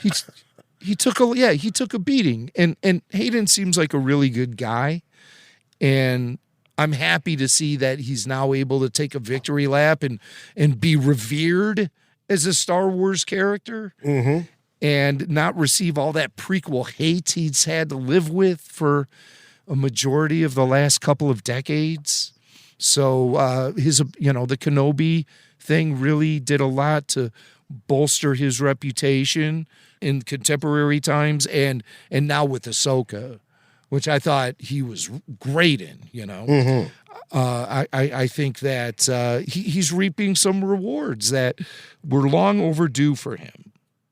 And so Eman talks about meeting Hayden and being impressed and everything without having that Star Wars fandom in his back pocket. Because as I said, Eman readily admits he was not raised on Star Wars. So I think some important things go over his head, but meeting Hayden Christensen is one of those things that definitely made an impact on him, and he talks about it. I was there right up until they shot the last scene with Ahsoka and Sabine, when Sabine can sense Anakin's Force Ghost, and then Ahsoka eventually sees the Force Ghost. And so Hayden was there, and I got to get to know Hayden really well, and we had a great conversation. And I had finished, but I was like just hanging out a little bit, and then he's there, and then him and I land in a combo, and we're talking. I didn't totally grow up on Star Wars, so it wasn't like I grew up on Hayden, but it was cool to meet him, knowing his like role in the entire galaxy. He's the chosen one. Everything, it's all Anakin, and so we were talking, and then I like go to the monitors and I watch them shoot this scene. And like watching them shoot the scene, that's when it dawned on me, like, oh yeah, that's Anakin. Like, whoa. Like, I guess to me, it was Hayden. That's how I met him. And then I saw him on that hill, and the whole scene is so mystical and so like, you know, it's like such a moment.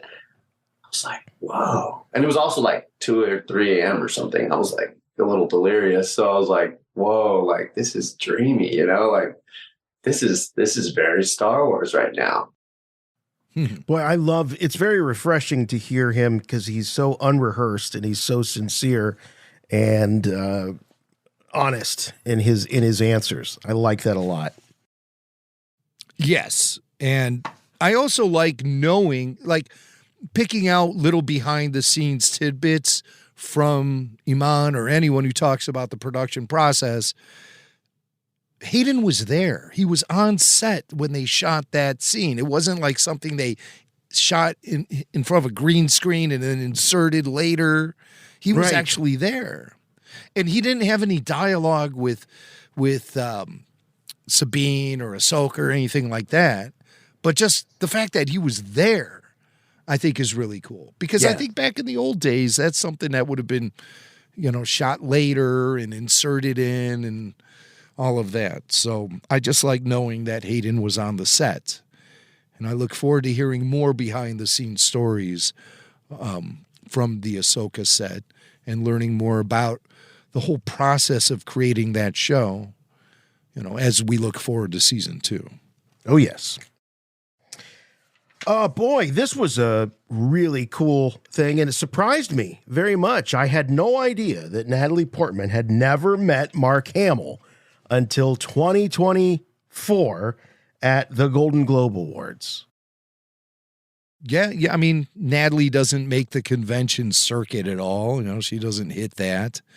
That's where she would most likely meet up with Mark Hamill at like a Star Wars celebration or something. Right, and Mark's not necessarily a fixture at big award shows either. So I guess the paths don't cross.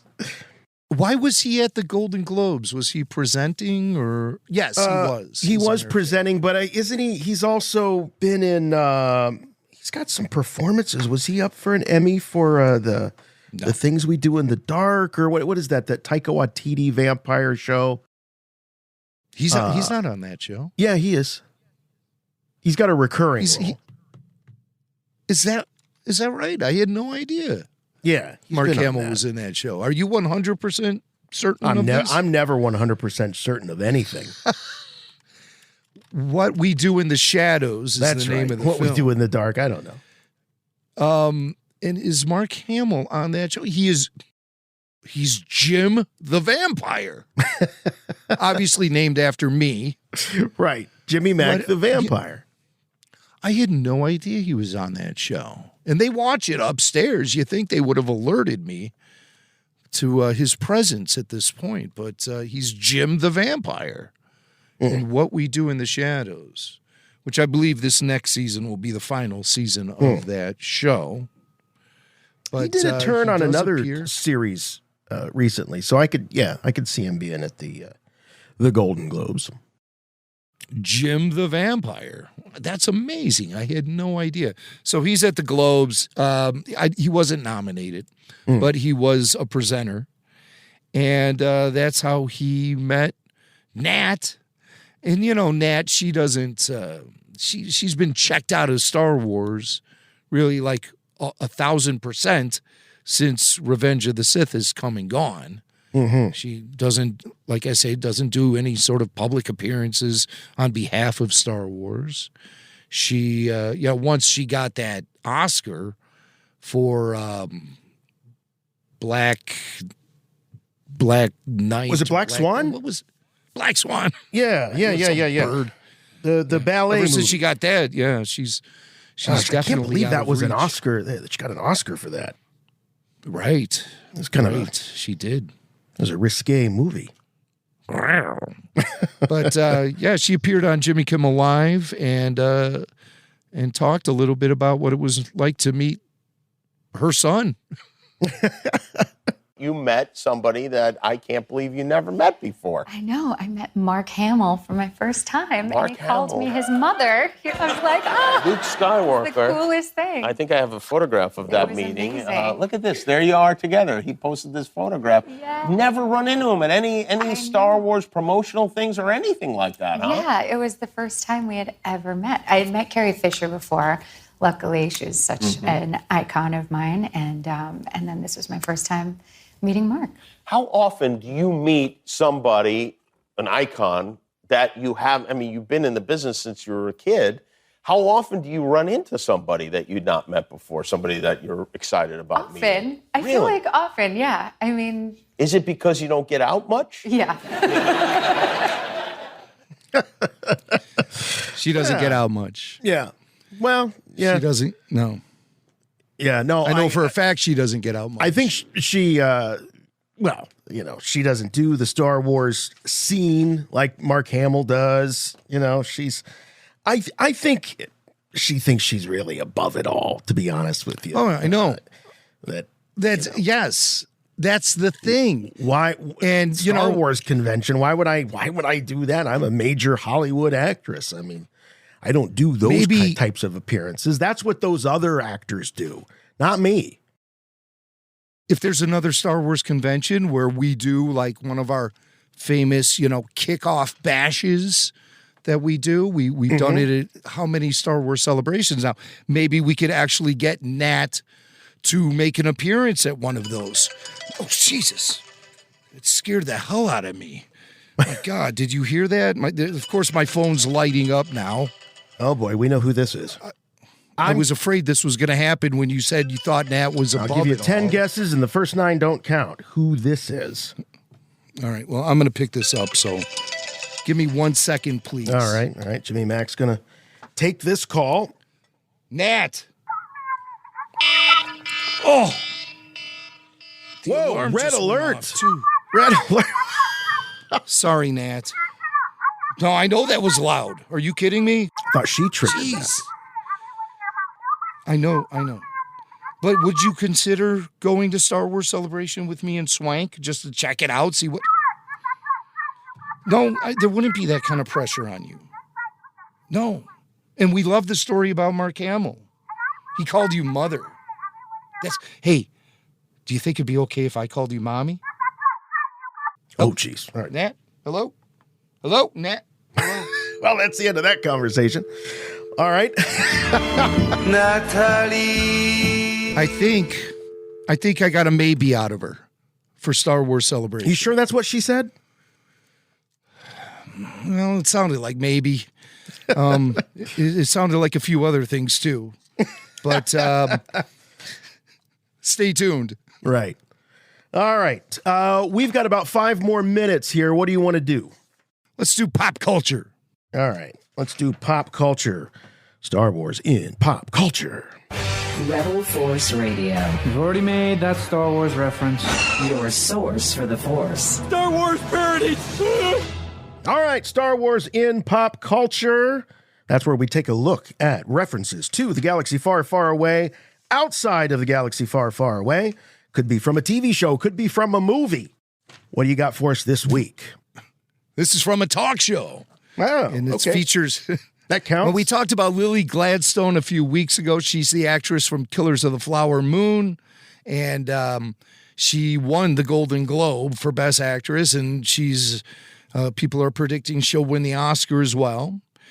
And I like her. I haven't seen Killers of the Flower Moon yet, but there's just something about her that's very just laid back and straightforward, and I really appreciate that from any Hollywood celebrity because it's like so rare, but she seems like she has 2 feet firmly on the ground. Mm-hmm. And she appeared on Jimmy Fallon's show, The Tonight Show, and she was talking about her experience at the Golden Globes. She met Harrison Ford. Ooh. And Lily has revealed herself as a Star Wars fan. She we claims covered Return this. of the Jedi is the movie that propelled her into a career in Big Hollywood. fan of the Ewoks. Yes. And she got the opportunity to meet Harrison Ford because I guess her table was right next to Harrison's at the Golden Globes. And so she told Jimmy Fallon all about meeting Han Solo. Did you get to hang with Harrison Ford and meet him? Yeah, I mean, he wasn't at our table, but, you know, we lipsed each other, so I was sometimes closer to Harrison than I was to Leo. Yeah. But it was incredible because, I mean, this whole acting journey or aspiration of mine started because I loved the Ewoks so much, and so I got to tell him the whole reason Wait, what?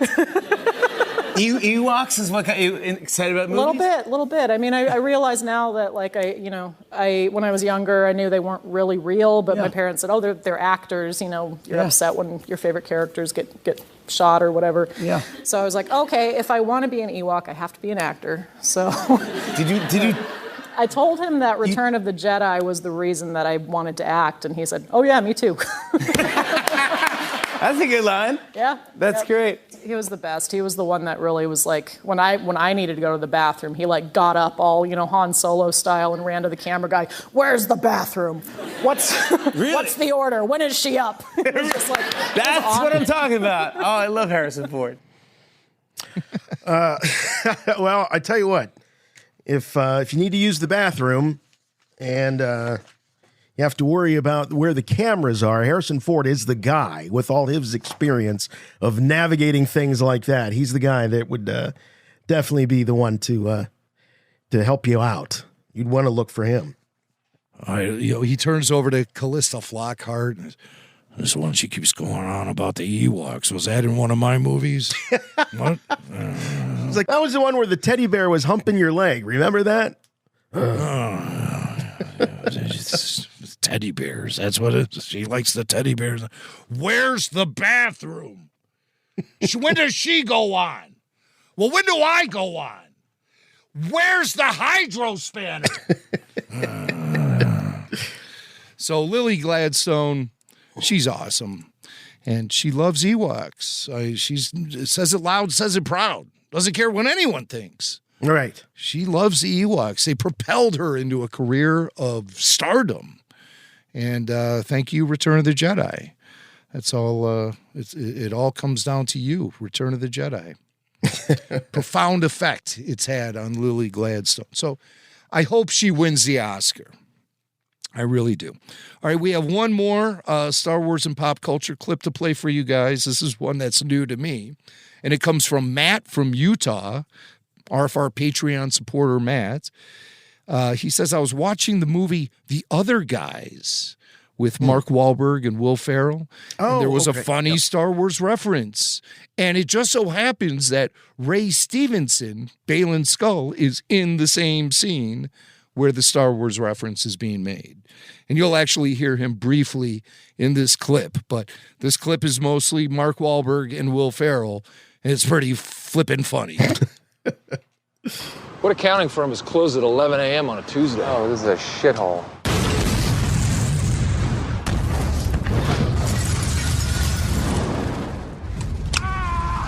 I love bombs. I can't hear! I can't! There's blood blisters on my head! Oh my god, how do they walk away in movies without flinching when it explodes behind them? There's no way! I call bullshit on that! When they flew the Millennium Falcon outside of the Death Star and it was followed by the explosion, that was bullshit! Don't you dare badmouth Star Wars, that was all accurate! I need an MRI! I need an MRI! Oh, that's good. That's good. We've had a lot of these references to Star Wars in movies, and that's up there. That's a funny one. Well, I mean, so that's the other guys. Yeah. And so I wonder if the Ewoks were affected by that large explosion up in the sky, if they were also rolling around on the ground holding their ears, screaming for an MRI. Where's the bathroom? Chewie, get us out of here!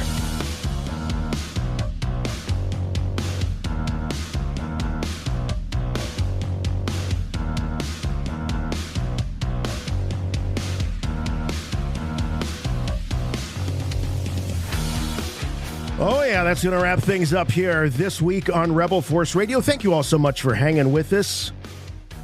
For your source for the Force Star Wars talk, that's what we do. As we said, we try to bring a little color, a little nuance to the discussions. And so glad you appreciate it. We appreciate you.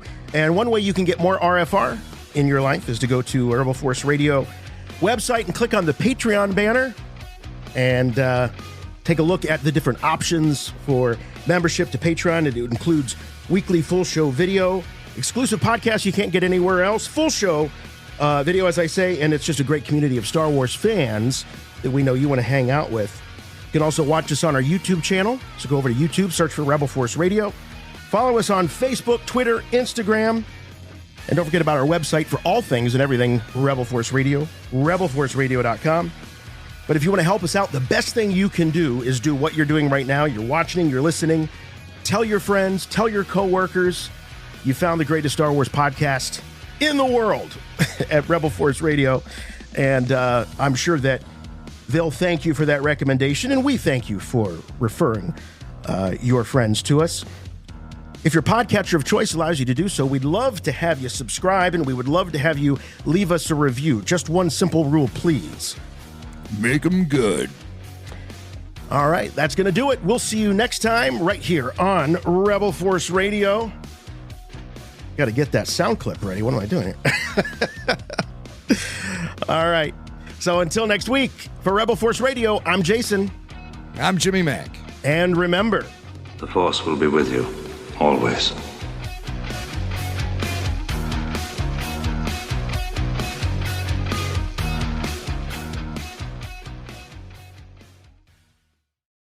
Win the war.